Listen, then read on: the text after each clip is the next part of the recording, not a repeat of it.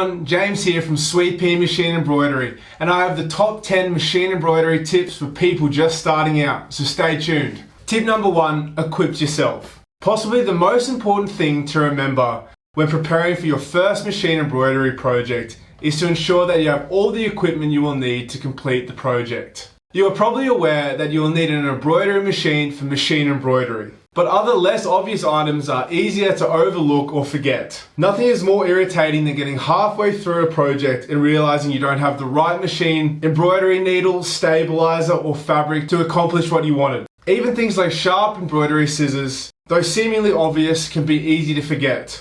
Looking through all the steps of a design before beginning is a great way of getting an idea of what you will need when beginning a machine embroidery project.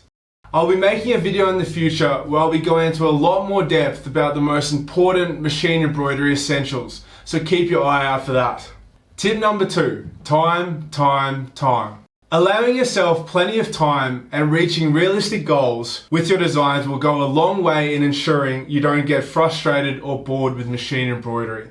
It is fine to challenge yourself, of course, but don't find the hardest project you can for your first attempt of machine embroidery, or you simply won't accomplish what you want to. We have some great free designs on our website for beginners to try. I will put the link for those in the description below. Tip number 3, read around. There are a lot of blogs out there and information giving advice on almost every aspect of machine embroidery. And there is no better time to do a little bit of research than when you are new to something. That's not to say you shouldn't experiment, but a little structure goes a long way. Tip number 4, test stitches. It's a clever idea when starting a new project to do some test stitching. It may seem like a time-consuming task, but unpicking a dodgy seam or ruining some expensive fabric is even more time-consuming and costly, so remember those test stitches. Tip number 5, quality.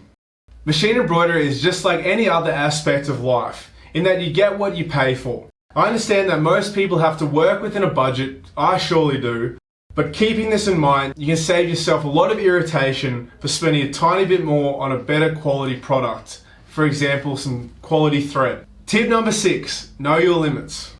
Try not to tackle projects that are too advanced, as you are likely to become frustrated or give up.